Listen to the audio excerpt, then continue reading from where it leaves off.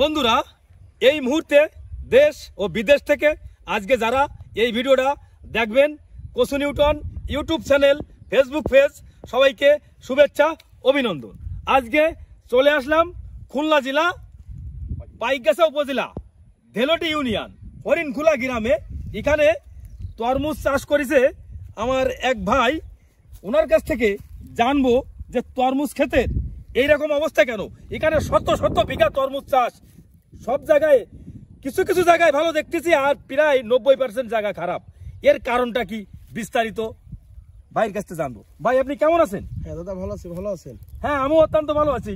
এই তরমুজ চাষ আপনার এই দেলটি ইউনিয়ন এই হরিণখোলা গ্রামে শত শত বিঘা চাষ, এখানে এই যে তরমুজ যে অবস্থা, এইরকম অবস্থা এবার কারণ কি? প্রতিটা গাছের আগা নেই, গাছের এই যে ফল বেকা তেড়া, এর কারণটা কি? আসলে এটা হচ্ছে এক হচ্ছে অনাবৃষ্টি যেমন দায়ী, ঠিক তেমনি স্থানীয় ভাষায় চিলচিলা পোকা নামক একটা পোকা আছে। চিলচিলা পোকা। চিলচিলা পোকা, এই পোকার কারণে দেখেন প্রত্যেকটা গাছের মাথা নাই।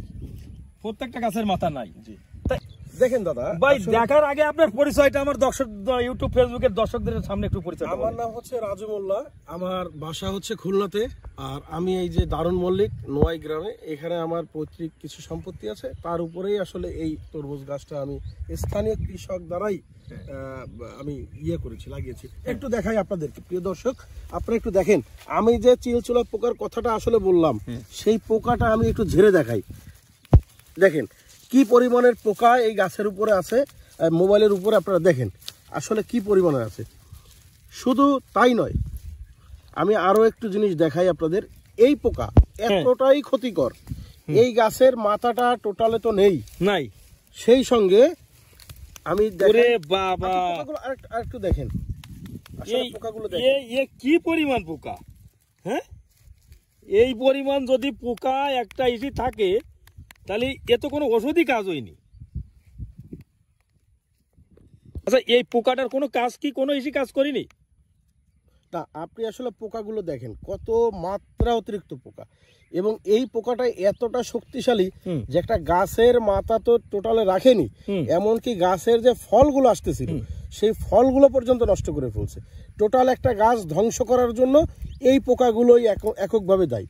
এবং এবছর শুধু আমি না, প্রান্তিক পর্যায়ের এই 22 নং পোল্ডারের শত শত কৃষক এবছর ক্ষতির সম্মুখীন হয়েছে শুধুমাত্র এই একটা পোকার কারণে। এই একটা পোকার কারণে প্রতিটা গাছে, এই যে গাছটা ছিঁড়েই আনা হলো, দেখেন এই গাছের মানে এক এক জায়গাতে পোকা এমন ভাবে এই জায়গাতে নষ্ট করলো। দেখেন পোকাগুলো আবারও দেখাই যে এত পরিমাণের পোকা এই গাছগুলোতে কিভাবে মানে আসলে একটা গাছ বাঁচে।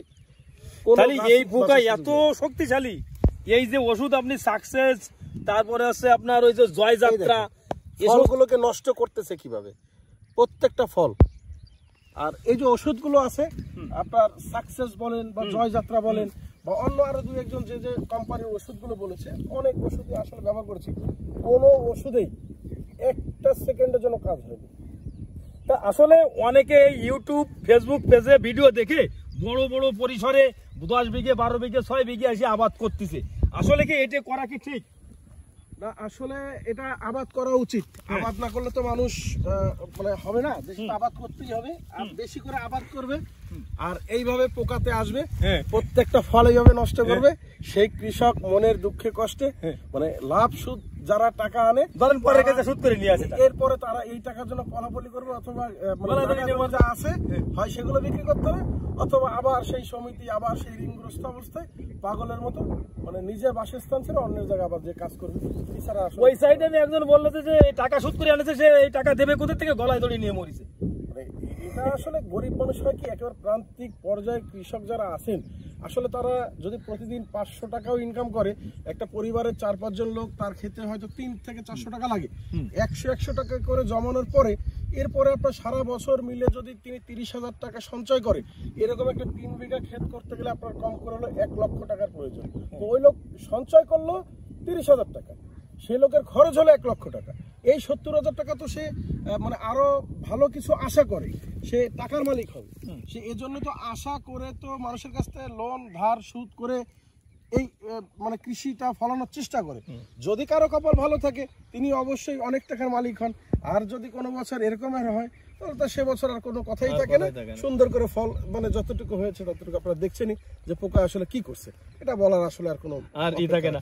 আসলে আজকের ভিডিও এখানে শেষ করলাম, যে কথা জানলাম, নতুন করে আরো অনেক অনেক ভিডিও আসবে। সবাই ভালো থাকেন, সুস্থ থাকেন, ধন্যবাদ। প্রান্তিক পর্যায়ে কৃষক খামারি আছে, চেষ্টা করছে, আমাদের জন্য দোয়া করবেন। আসলে এবছর আমাদের এই 22 নং পোল্ডার দেলুটি ইউনিয়নের মানুষজন যতটুকু ক্ষতিগ্রস্ত হয়েছে, আসলে তারা যেন সবাই ঘুরে দাঁড়াতে পারে, তারা যেন অন্তত তাদের চালানটুকু নিয়ে বাড়িতে আসতে পারে, সবার জন্য দোয়া কামনা করছি। অবশ্যই আমার তরফেতে সবসময় দোয়া কামনা থাকবে, কারণ এত লক্ষ লক্ষ টাকা খরচ করে প্রান্তিক যারা চাষি আছে তারা যেন ঘুরে দাঁড়াতে পারে, এটাও আমি সবসময় কামনা করি। ধন্যবাদ দাদা, সবাই ভালো থাকবে।